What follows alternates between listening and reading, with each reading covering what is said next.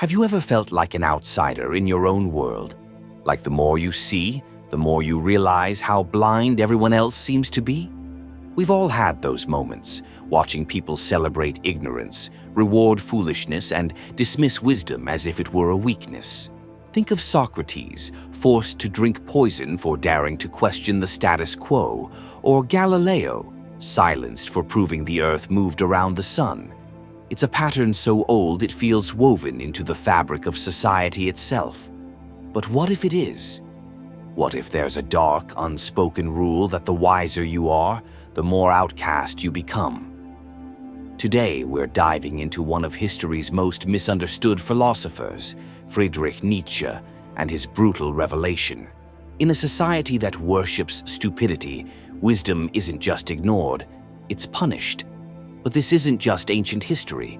It's a psychological trap that shapes our lives right now. From workplaces that promote yes men over thinkers to social circles that reward conformity over truth. The uncomfortable reality is this: sometimes seeing too much is the quickest way to be left behind. And understanding this paradox might be the key to preserving your sanity, or even finding a way to thrive in a world that seems determined to stay asleep. Let's start with a hard truth. Society doesn't like those who see through it. Think about it. The moment you start questioning, the moment you refuse to nod along with the crowd, you become a threat. Not because you're wrong, but because you're right. And nothing unsettles people more than someone who exposes the illusions they've built their lives on. Nietzsche called these people free spirits, the ones who dared to think for themselves and in return were labeled madmen, outcasts, or worse. But why? Why does wisdom unsettle people so deeply? Because wisdom disrupts. It doesn't just ask what, it asks why. It doesn't just accept rules, it questions their purpose. And in a world that runs on blind obedience, that's dangerous. Most people don't want truth. They want comfort. They don't want to face the chaos of existence. They want the safety of their delusions. And when you refuse to play along, when you see what they refuse to see, you become a mirror they'd rather smash than look into.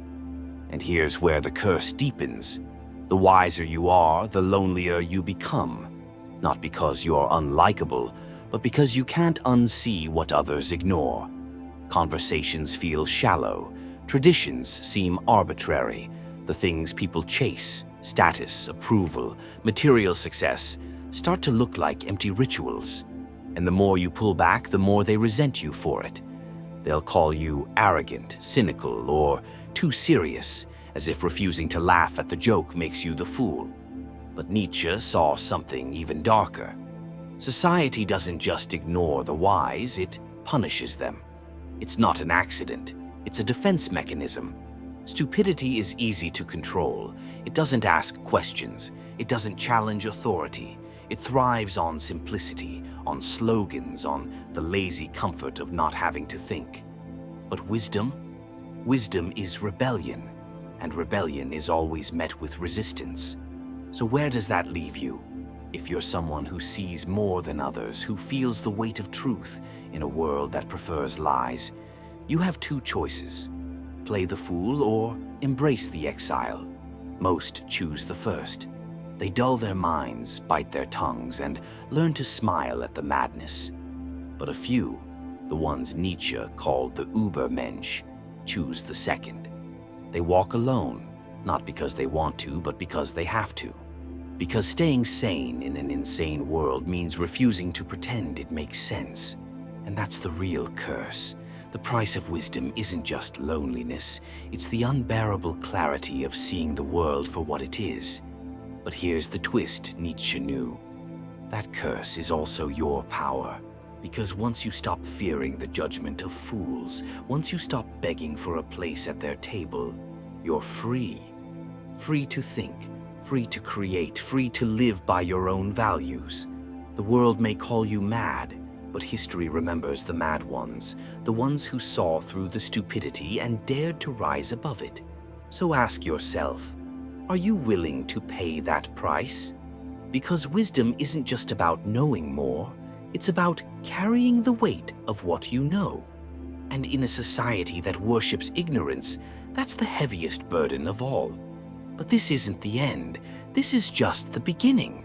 Because the real question isn't why wisdom is a curse. It's what you do with it. Do you let it break you?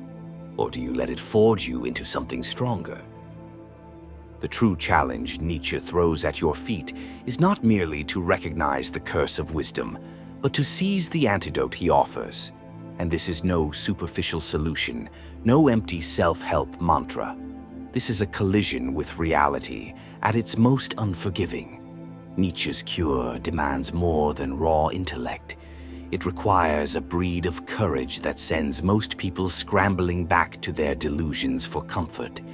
Picture yourself at the precipice of an abyss, the void stretching endlessly before you, while the chorus of society screams at you to step back, to cling to the safety of the herd, to keep whispering those familiar lies about meaning and morality that let them sleep at night.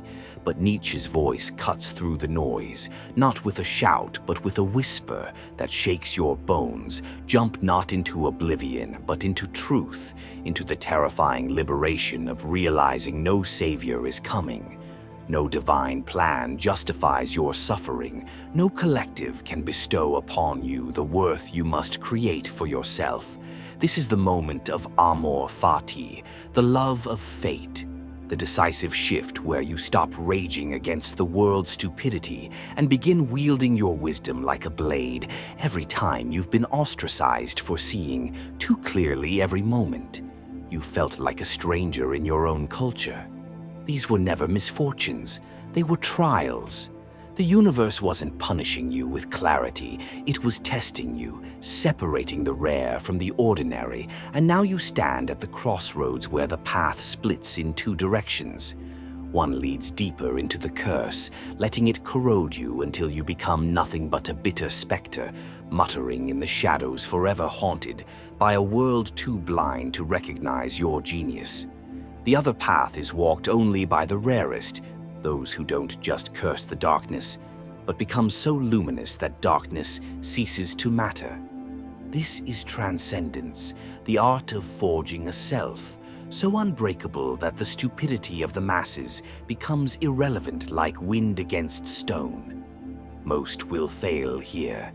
They'll mistake Nietzsche's call to rebellion for permission to sneer at the world from their armchairs, doing nothing but polishing their contempt. True power doesn't waste breath complaining.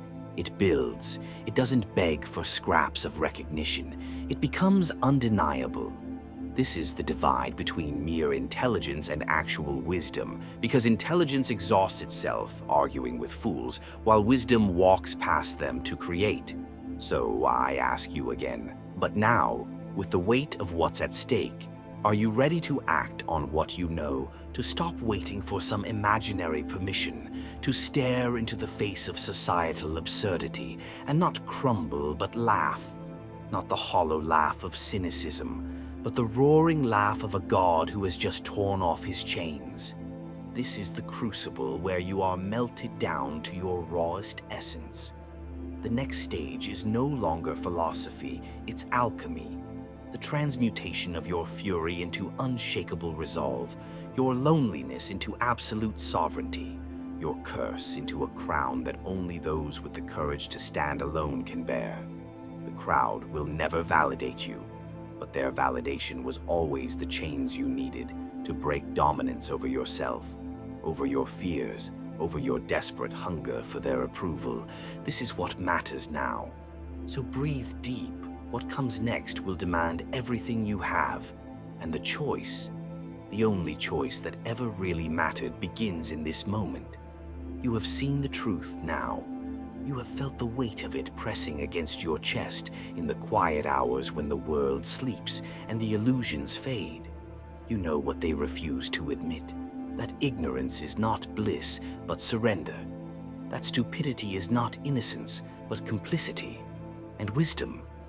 Wisdom is not just clarity, it is responsibility. A burden that, once shouldered, cannot be put down. But here is the final revelation. the one Nietzsche himself danced around but never fully spelled out. The curse was never the wisdom. It was the society. Think of every great mind history tried to break. Socrates, Galileo, Nietzsche himself, exiled, silenced, or driven mad, not because they were wrong, but because they were right, too soon. The curse was never in seeing the truth. The curse was in living among those who couldn't handle it. And so we arrive at the ultimate choice.